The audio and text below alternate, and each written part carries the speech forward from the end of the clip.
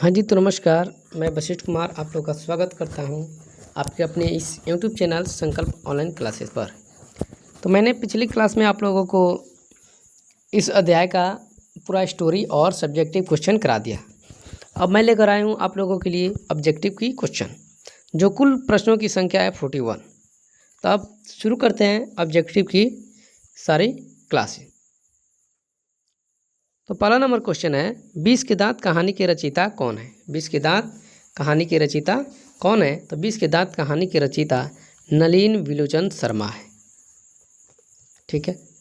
अगला है, नलिन विलोचन शर्मा का जन्म कब हुआ था? नलिन विलोचन शर्मा का जन्म कब हुआ था? तो नलिन विलोचन शर्मा का जन्म 1916 में हुआ था। अगला है, नलिन विलोचन शर्मा का जन्म कहाँ हुआ था? नलिन विलोचन शर्मा का जन्म कहाँ हुआ था? तो नलिन विलोचन शर्मा का जन्म बदरघाट पटना में हुआ था।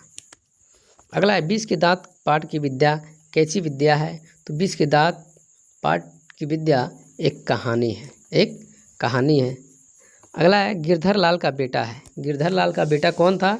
तो गिरधर लाल का बेटा मदन था। कौन था? मदन था।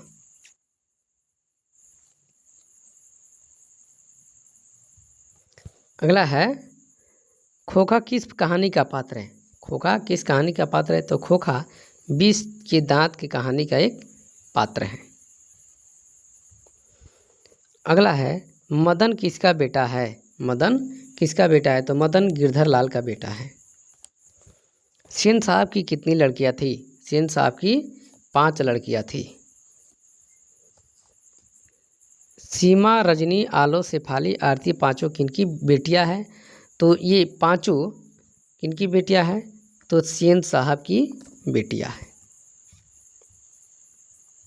अगला है, ना उम्मीद बुढ़ापे की आंखों का तारा कौन है? तो ना उम्मीद बुढ़ापे की आंखों का तारा खोखा है, कासू। अगला है, सेन साहब की आंखों का तारा कौन है? सेन साहब की आंखों का तारा कौन है? तो सेन साहब की आंखों का तारा उनका बेटा खोखा है। सेन साहब किस तरह के आदमी थे? सेन साहब किस तरह के आदमी थे? तो सेन साहब अहंकारी और रौबदार आदमी थे। रौब बहुत ज़्यादा झाड़ते थे और उनके पास अहंकार ज़्यादा था।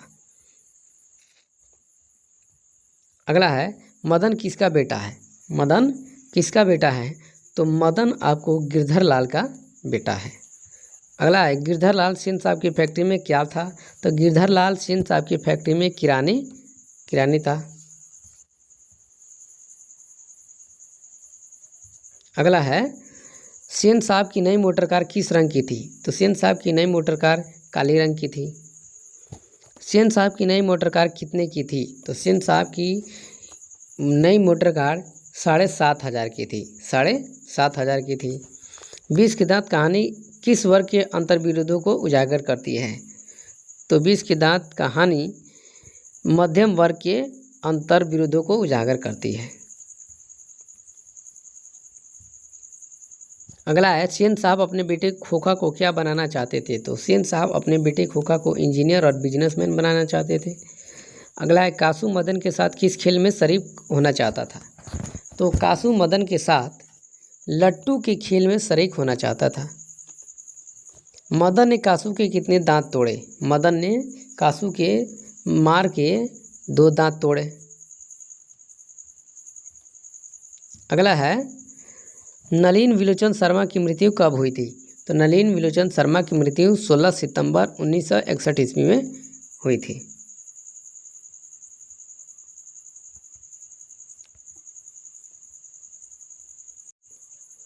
सॉरी, एक गलती हो गया। गलती क्या हो गया? नलिन विलोचन शर्मा की मृत्यु कब हुई थी? तो नलिन विलोचन शर्मा की मृत्यु आपको 16 सितंबर को नहीं हुई थी। 16 सितंबर को नहीं हुई थी। इनका जन्म 12 सितंबर 1961 ईस्वी को हुआ था। मैंने एक गलती कर दिया, उसके लिए मैं माफ़ी चाहता हूँ। चलिए अब आगे बढ़ते हैं।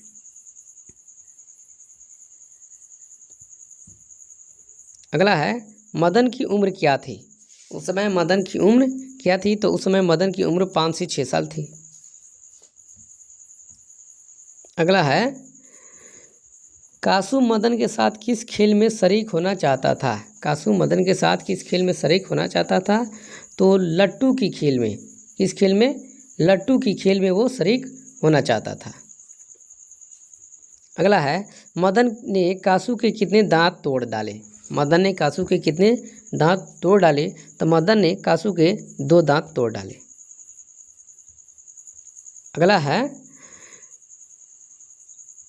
अगला है कि गिरधर लाल किसकी फैक्ट्री में किरानी था? गिरधर लाल किसकी फैक्ट्री में किरानी का काम करते थे? तो सेन साहब की फैक्ट्री में किरानी का काम करते थे। ठीक है।